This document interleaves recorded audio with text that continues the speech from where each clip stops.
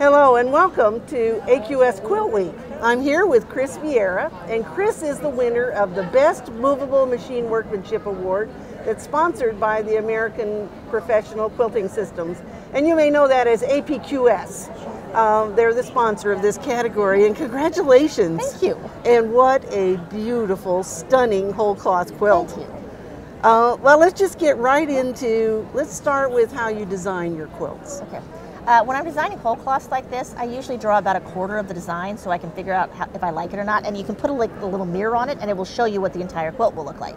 When I find a design that I'm happy with, I take it over to Kinko's and I have them blow it up to whatever size I want the quilt to be so that I have the full circles and stuff that I can mark. Because it's fairly easy to draw a circle that's 12 inches and have it be even. But when you're trying to draw a circle or an oval in this case, that's 36 inches, it's a lot harder to keep it uniform. Right. So blowing it up that way, I can lay the in this case, cone of cotton over it and mark that. I don't mark a whole lot of this, but I mark all of the major registrations and the major motifs. So and so like on your feather design, you would mark the spine. Yeah, I would just mark the spine. And because I have a line on either side to fill to, it looks uniform free motioning it in, even though all the feathers are just a little bit different.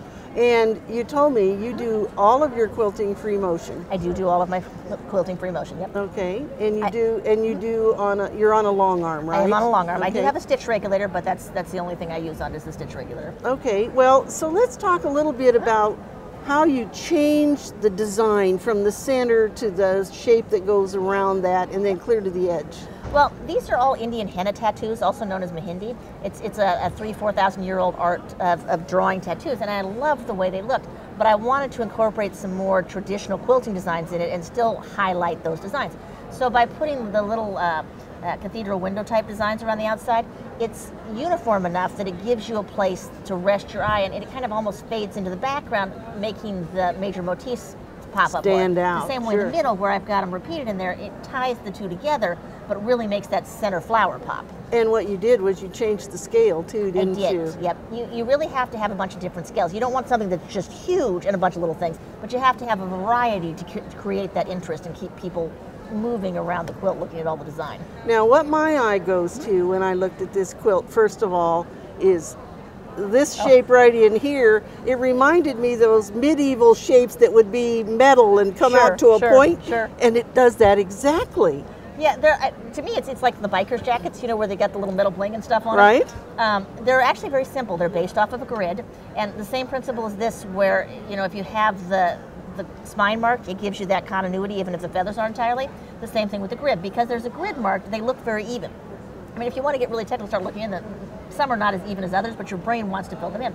And all you do is you just go along this grid and you just keep going around and around and around, and about 18,000 yards of thread later. Is that how much you used? 18,000 yards. Yep. How many cones is that? Well, I use bottom line, and it's a very fine thread. And so is it works that out to about 600 or something? Yeah, it's like 6,000 yards per. So it works out to about 3 to 5, depending upon, because I use the bobbin too. So you have to, you know. Oh, that's twice. Right. Yeah, but that's still a lot of thread. It's to a put lot in of thread. One quilt. It is. I'm a more is more kind of girl. You know, people say less is more. I'm a more is more. Well, when you got to the very corner and the edge, how close together did you stitch those quilting lines? Oh, they're about 1/64 of an inch, roughly.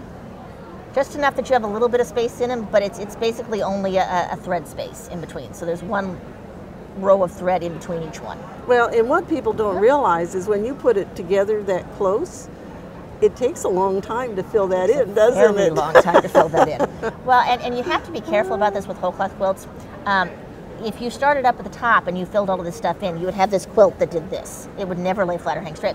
So when I start quilting them, I quilt all those major motifs. I quilted the oval designs, I quilted the outlines of these. Then I go back to the top and I start filling in like all the little swirls and stuff and the cathedral windows. And it's not until the very last pass that I go through and I put in all the little itty bitty stuff. Because if I put in all that little itty bitty stuff, the quilt, it's going to draw it right up. This quilt started out something like 80 by 90. Now it's 65 by 75.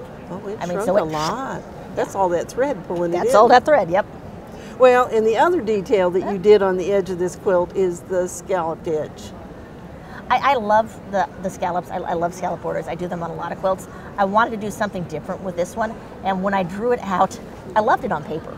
And I even loved it after I quilted it. It wasn't until I actually got done with it that I realized that I was an idiot and I was going to now have to miter 12 different corners on the same quilt. I'm not sure I would do that again, but I love the way the scallop goes into those pointed corners. I think it really fits the Indian sort of, if you look at Indian architecture, I think it has they have those nice smooth curves going all the points and stuff, and that's what I was shooting for. And it fits the whole style of the quilt very well. Well, so is there anything else that we should know about making this quilt? I don't know about this quilt in particular, but just in general, have fun and play with them. When people come and see these at shows, I want everybody to go away and not go, oh my God, I could never do that. Pick one thing out of it that you just love and figure out how to do that one thing. I'm gonna try this. I really do. Awesome. You have to show me when you get it done. I really do like it. I just think it just kind of sets the frame of this whole center section. And it's uber forgiving, because if you get a little bit more, just go around it one more time. It'll be fine. We can do this, right? There you go. We can do this. Well, congratulations again, Kris. Thank you. And I know Kris is teaching some classes, and she'll be at some of our other AQS Quilt Week events. And so make sure you sign up so you can learn how to do all these cool things.